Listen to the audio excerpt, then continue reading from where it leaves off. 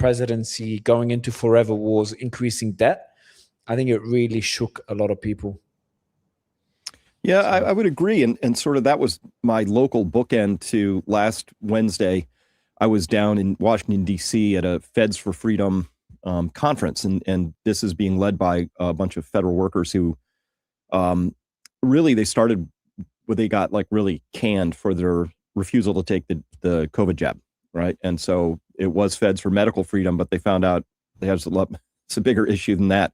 And so they were really talking about, I mean, this was Jim Erdman invited me down. He's the CIA whistleblower who's been, in front of like Rand Paul. Anyway, but these were really great people, very dedicated. It was really heartwarming to see people that were like this solid, full of integrity. Joe Kent was there. And they're just very worried about the direction of the country. They were, I consider myself red-pilled, black-pilled, depending on the topic.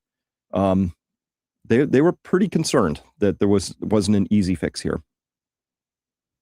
Yeah, no, I'm starting to get that feeling as well.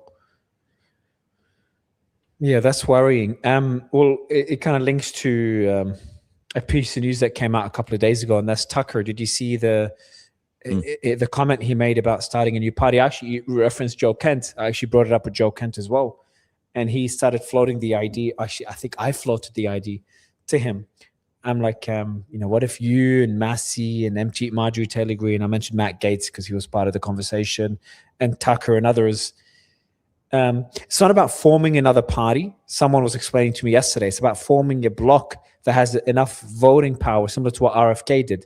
I think Robert Barnes was explaining to me yesterday. It's like having a bloc that has enough following that could shift the needle for the Democrats or the Republicans, and then they have influence over the policies of whatever party they decide to back. So it's not about a third party getting the votes. It's about a group of a new party, if you want to call it that supports, that emerges with the left or the right. Again, RFK is the best example when everyone was waiting to see which side he picks. Yeah. Well, it's an attractive idea because I think a lot of people, myself included, feel politically homeless. To your first point, it doesn't seem to matter who you elect in. We get the same policies, right? It's just nothing seems to really change, right? The same war policy, the same foreign aid policies, the same lack of reform at the major health institutions. It's kind of nothing changes, and so that was what I found like was really concerning with these Feds for Freedom was the stories they told about the pressure they were put under by their respective organizations to get the vaccine when they didn't want it, right? And had every legal right, constitutional right to say no. But the pressure tactics were extraordinary. And the CIA people, they filed a suit against the CIA because what the CIA had done was rather than saying, oh, this is an HR matter, we're going to try and lean on this person, they actually shifted the investigation of these people over to their counterterrorism task force, which you reserve for terrorists and known spies. So that's in their files now. They were treated in the same category as terrorists and known spies for simply saying, no, thank you. Yeah, that's pretty screwed up. Another thing as well for someone that creates a lot of content than me, a story that I saw yesterday that the UK is trying to have influence over YouTube's algorithm in the UK. Not sure if you saw that. But this, I thought 2 days ago, and I started thinking a lot about it. What I was thinking of is like, if they actually do this, people would either not even realize, and the ones that realize would still accept it and just choose complacency. For example, when people realized that YouTube was censoring content related to COVID, as one example, and I'm sure there's many other similar examples, people complained, but the majority of them just didn't care or didn't know about it. And even the ones that complained, I'm sure most of them still go on YouTube and still watch their content on YouTube. So I'm like, man, if I was in those rooms where the guys that have the influence making decisions, in their mind, do they think that they just have that ability to do whatever they want? Like, even if we know what they're doing, for example, the YouTube algorithm or the way they've weaponized lawfare to be able to get their agenda across, in their mind, there's nothing people can or will do about it. It's almost like the ship has sailed, which is even more worrying. Like, if Trump was able to start a war with Iran, it's like, this is like the craziest thing right under probably the only worst thing that's logical is starting a war with Russia. So it's like the only next step up.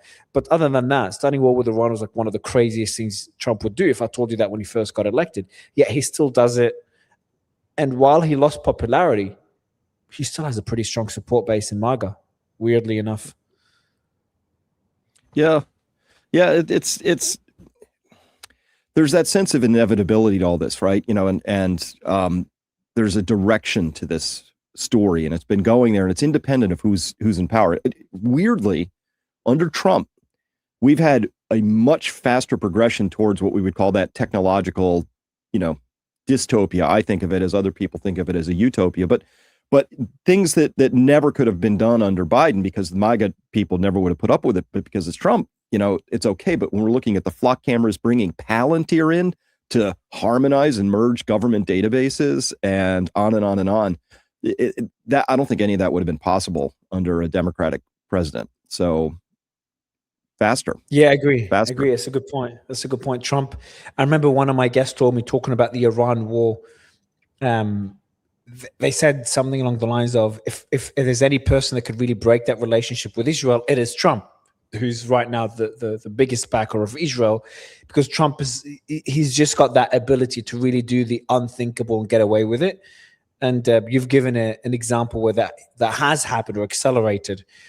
But it could also accelerate in the other direction. It's not looking like that. I don't know. Like, what do you think of the possible shift with Israel? We've talked about it for many weeks now.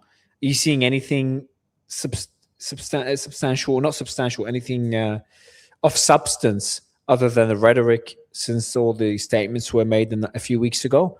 Because in Lebanon, Israel's still there. Mm-hmm. Yeah, the bombing is still happening on a daily basis. So I don't know. Yeah.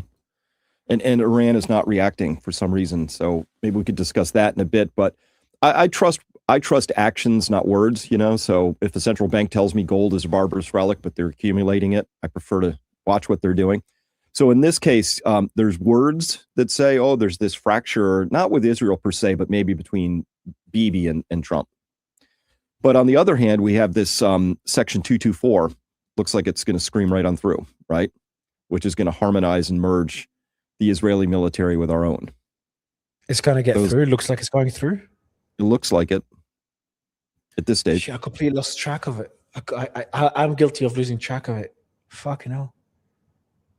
That's wild. That's worse than anything else.